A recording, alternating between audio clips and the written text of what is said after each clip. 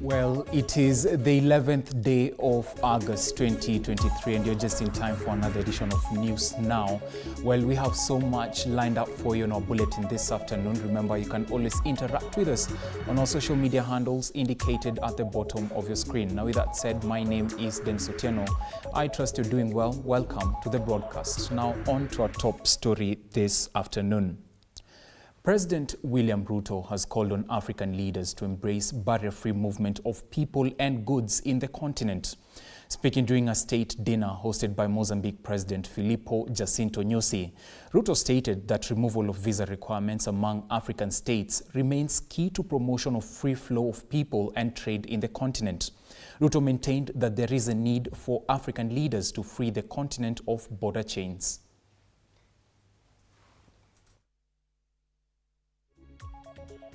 We still find challenges of barriers and roadblocks and bureaucracy around movement of goods and services in our continent. I know with your commitment, the commitment of the people of this great nation, we will move towards a visa-free region and a visa-free continent. The EU of 27 countries have a single visa for 27 countries and 500 million people. And yet, we have been left stuck with visas. We are building strong bridges which will result in a political diplomatic partnership which is consolidating itself every moment and having in view to generate benefits, economic benefits. Meanwhile, Muslim faithfuls in the country have officially welcomed incoming Chief Qadhi Abdul Halim Hussein at the Masjid Mosque located here in Nairobi. Hussein, who replaces Ahmed Muhdar, whose term ended in December 2022, has pledged to work closely with all relevant stakeholders to ensure unity across the country.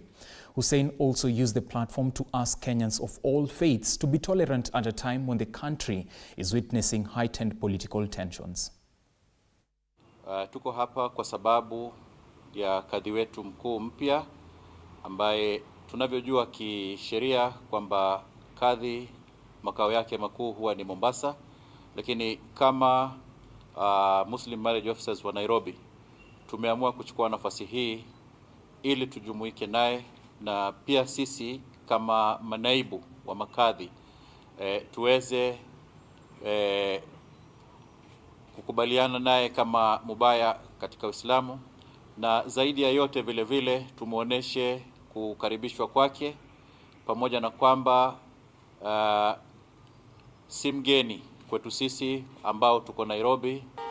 Familia ni muhimu kabisa. Tukiweza kuwashikanisha Waislamu, talaka zikipungua, ndoa zikafanikiwa, watoto wakiangaliwa vizuri, wakasomeshwa, mirathi ikagawanywa kwa uadilifu, tutapata jamii ambayo imeshikana, na hiyo itapelekea kupata Wakenya vile vile ambao wako na nguvu, ambao watachangia katika siasa, katika iktisadi na katika mambo mengine. Lakini vile vile tutasisitiza kuboresha mahusiano na mambo ambayo katika hizi dini zote yanashirikiana. Utakuta dini nyingi malengo yao ni ya amani, ya maendeleo, ya mshikamano.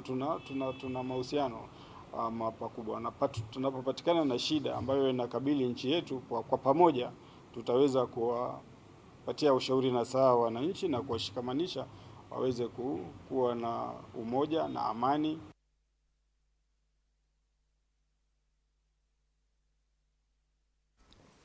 Now, the Trade, Industry and Cooperatives Committee of National Assembly, led by Embakasi North Member of Parliament James Gakuya, has met with NEMA, KEBS, KRA and Kenya Ports Authority at the ports of Mombasa to verify the extent of remaining condemned sugar that is slated for disposal. The 48 containers loaded with sugar deemed unsuitable for consumption were part of 40 more containers that mysteriously disappeared on their way to a factory in Thika, where the sugar was meant for conversion to energy. These faults have led the sugar finding its way to the local market, exposing its customers to health, or rather its consumers to health risks. The sugar was imported by different local companies in 2004 and in 2018, raising the question of why has it taken so long to dispose of them and who is to blame among the government agencies involved. The committee has, however, directed reports against the sugar imported and recommendations be submitted to them within 2 weeks, after which they shall determine the day and method of disposing the sugar. There is a set of them, which is about 20 number of containers, which has been lying here for the last 19 years, which landed here in 2004. And the laws are very clear and regulations are very clear that once the commodity is being condemned, it should only find 30 days to be within these premises. And having lasted for 19 good years, then our investigation is to know who was sleeping on his job and why this has taken too long. There are matters that we can be able to consider if there is any active cases in court. But unless there is such a kind of route, then any other laxity that we have arrived, one who slept with his job must also face the consequences. The reason we are doing this is because we care about the health and safety of the Kenyan mwananchi. Because if sugar has been condemned for whatever reasons, then we need to ensure that that condemnation process has gone through to its final conclusion, so that that sugar again doesn't get back to the table of a common mwananchi and give them health hazards. Meanwhile, the recommendations of the Presidential Working Party on matters CBC continue to elicit reactions, with a section of teachers saying the move will reduce the number of subjects, hence making it easier for learners. While urging other teachers to embrace the curriculum, the teachers now say more training on practical aspects of the curriculum is timely. They are seeking stakeholder support to ensure more training centers are put up, especially at the grassroots level. There have been a major outcry outside there pertaining the CBC from the teachers, from the parents, and of course from the runners. But the government, through their manifesto, promised to make reforms that will see it more fit, affordable, and to be the best education. So we appreciate that. Today we made a visit at the CBC Resource Center, that is the Gravity. And we were just here to follow up on the reforms that were made by the Ministry of Education, where some of the reforms that were there were things like renaming of the schools, where the junior secondary schools and the senior secondary schools were renamed. The teachers have volumes of knowledge as far as integrated science and pre-technical, which are my subjects. The teachers are well conversant and they were really giving enough knowledge to our children. And I could see that our children's attention were truly captured. Now, the government plans to employ at least 10 million youth on the digital space within the next 5 years by setting up innovation hubs using the new digital tax base. Cornelia Sombagi, the Talent and Innovation Director in the Ministry of Youth Affairs and Sports, says this is not a pipe dream and a circular innovation model has been adopted where the youth will be the first to benefit from their own inventions and creative output. But this will only be achieved from their own collaboration. He says the government will also incorporate new avenues for skill development in the curriculum of higher learning institutions to make Kenya a choice labor destination for multinational companies. In 5 years' time, that is in 5 years' time. If we harness the infrastructure that the government is putting in place, then that is not a utopian imagination, it's a reality. Because what do you want to get a job in digital? Once you get the skills, then you need the connections to do that. And if the digital space is being expanded, then it means the young people, wherever they are, once they have the skill, then they will be able to get some online jobs. Current numbers from Chira Digital, they should be able to give us, they normally say 3 million, 2 million are on board, but by last year, what I know is more than 1 million youths were through this platform getting different earns of a living. Now, the youth in Madogo, Tana River County have been challenged to join technical institutions and acquire skills for growth amid rising cases of insecurity. The call comes following concern from both leaders and residents of a huge number of youth who have dropped out of school and have resorted to carrying out criminal activities in Madogo area. The criminal gang, commonly known as Kayole, that consists of children and adults aged between 10 and 30, has been terrorizing residents by robbing them of their valuables and breaking into homes in broad daylight. Juzi wiki moja iliyopita bodaboda imebiwa na mwenye ameiba ameenda kuweka kwa nyumba yake na hajui kwamba iko na tracking system. Hiyo bodaboda ilikuwa ni ya deni, so ameenda ikiwa kwa nyumba yake imeshikwa. So ongea na vijana yako, hii bodaboda wawache uhalifu naye. Pali popote tunaenda, hata kama ni sherehe, unakuta wamama ndio wege kwa hii mikutano na hao watoto wadogo. Lakini sisi ambao ni wazazi wa kiume ambao ni wambamba, our responsibilities ni kama tulisahau. Vijana ndio wanafanya maovu, vijana ndio wanakamatika katika kila jambo, ndio wanastahili wawe responsible hata kwa familia zao. Lakini sisi ambao ni baba zao, kwa wakati mwingi hatupatikani. Kuna jambo ambalo linachukuliwa kuhusiana na hao vijana, wameogereshwa. MCA Madogo amejaribu kuongea, amejaribu in his capacity hata kulipia hata hao watoto shule. Unasikia hata pesa zingine ziko hapa pending, hakuna mtu anataka kuja kusoma. How do now we expect even as the leaders about tumechaguliwa kama even security officers, how do you want us now to handle these menace? Kwa sababu hao watoto bado ni wetu na ni wenu.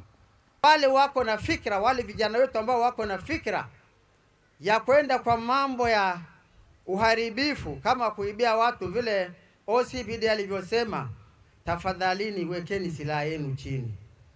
Keep down your tools. Wekeni silaha yenu chini, murudi mkuje hapa shuleni. Elsewhere, Kenyans in diaspora have held an event in Minneapolis, USA to thank President William Ruto for the key appointments in his government. The event was attended by a cross-section of Kenyan diaspora leaders and other diaspora communities of the neighboring countries of Somalia, Ethiopia and Djibouti. Siad Abdullahi, a Kenyan-American healthcare and corporate executive CEO who was recently appointed as a trustee on the Kenya Hospital Authority Trust Fund, they vowed to support the president's agenda for the growth of the country's economy. Now, the event was also attended by Director of Communications and Diaspora Affairs for UDA, Sam Nyaga Ireri, and other key Kenyan diaspora leaders, among them Geoffrey Chui Gishana, Hulda Momanyi, and Yusuf Haji. Of the diaspora myself, I am deeply honored this evening to come and thank the President of the Republic of Kenya, His Excellency Dr. William Samoei Ruto, for giving us the opportunity to be in his government and to give us positions that for the first time are indeed historic, progressive, and inclusive for the Kenyan Somali community. We are specifically grateful for the appointments of our brother Honorable Duale in Defense, our brother Amin as the first historic Director General of IG, of the intelligence community, and as well as Mohammed Amin at DCI, and several of the other appointments that we have received. We want to commit to the President that we are partners with him, we will support him, we are dedicated to advance his objectives. We are deeply impressed by his vision for Kenya and also his vision for Africa. Now, fishermen from Rasi Ngomeni area in Magarini sub-county, Kilifi County, have called on the government and environmentalists to consider cleaning the sea instead of concentrating on beach cleaning alone. Stephen Katana, the chairman of Kichwa Chakati Beach Management Unit, BMU, said that liners and fishing nets were destroying corals and fish breeding sites 3 miles inside the ocean, and that there was need for cleaning of the sea to protect the marine ecosystem. The fishermen said this when they joined residents in a beach cleaning exercise where more than 10 tons of plastic waste was collected at the Rasingomeni beach. Katika maeneo ya baharini, 90% wote wanaishi maisha ya kutafuta uchumi wao katika maeneo ya bahari. Hivyo basi tumeamua kusafisha bahari yetu hii kwa sababu tunaitegemea. Tukiona bahari vile ambavyo iko ikiwa na uchafu mwingi, si kwamba itaathiri, inaathiri tayari, kwa sababu wale wavuvi ambao wanavua hapa kwetu Ngomeni, tuko na historia kama ya watu kama 20 ambao wameokota wanyama wanaitwa kasa ambao ni turtles wakiwa wamekufa kwa sababu ya plastic.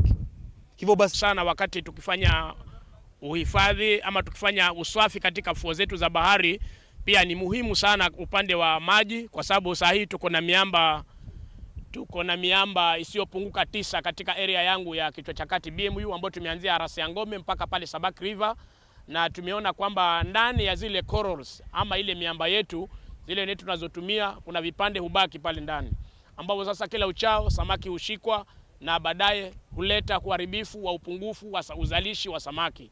Kwa hivyo itakuwa ni vyema pia tupewe kama support ili tuweze kupata boats na kwenda kule ndani ya miamba, na ndugu zetu kama divers tuingie tuweze kutoa zile net ambazo zimebaki katika ile miamba. Now, from protecting the ecosystem in the sea to an impending pardon of a number of inmates in the country. Now, the State Department for Correctional Services Principal Secretary Salome Wairimu has toured the Embu prisons and said that plans are underway to decongest prisons with a view of improving living conditions. She said currently there were over 62,000 inmates in the country, out of which about 25,000 were petty criminals who could be placed under non-custodial sentences to reduce congestion. Additionally, PS Wairimu said they were also scaling up the alternative dispute resolution mechanism to see to it that disputes, especially family or land-related, were arbitrated and resolved locally. The State Department for Correctional Services is undertaking many programs to see how we can decongest the prisons. And one of the approaches we are using is working hand in hand with the judiciary to see whether we can upscale the issuance of probation orders and community service orders, so that the remandees who are in prisons, instead of them serving their sentences in prisons, they go and do community service or probation to go for probation. And in this regard, we are working very closely with the Office of the Chief Justice through the National Commissioner on Administration of Justice. And we are also scaling up the alternative dispute resolution mechanism, working with the county commissioners and working with other stakeholders to see, and even the chiefs, to see whether family disputes at the village level and at the local level can be resolved outside of the court system. And so that way families are not only united, but also resolutions problems are resolved, especially problems relating to petty theft, problems relating to land can be resolved, and that way we do not have more people being in prisons. Currently we have over 62,000 inmates, and out of those 62,000 inmates, more than 25,000 are remandees. It is not necessary for the majority of them to be held. Meanwhile, the Senate Health Committee has received oral submissions from lawyer Philip Mussolino and Dr. Romania, who represent thousands of victims of the 1998 American Embassy bombing. The Senate Ad Hoc Committee is expected to visit the American Senate at Washington, D.C. in September to fasten the compensation process that has delayed for 25 years. Take a look. The conference committee to return back to the House and the Senate, and then getting President Biden's signature. So we look at September as an opportunity for us to get this at least on the desks of Senator Coons and all of your various friends in the House and the Senate. If that fails, if you're asking us what our time frame is, then my guess is, as someone who's totally unfamiliar with these issues, that we may not get a full omnibus budget passed in September. We may get a kick down the road to February or March, which is not an infrequent occurrence in Washington, which would give us our next deadline. But I have to say, to borrow another phrase, striking while the iron is hot, this is our time. I quite agree with you, Phil. Thank you. So, my last 2 minutes. Okay, you make sure that they are your last 2 minutes because you have to hear from Ramona, and then we move.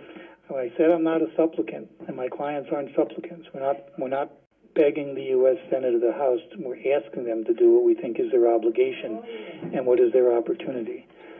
But I am a supplicant here, and I'm asking you for your help for my clients. So please, if you can help, you're the ones who can get them the compensation that they haven't had for 24 years. Thank you. Thank you so much, Phil, for that presentation. Now can we call Dr. Romano to feel this committee came on board. So they are totally depending on us, and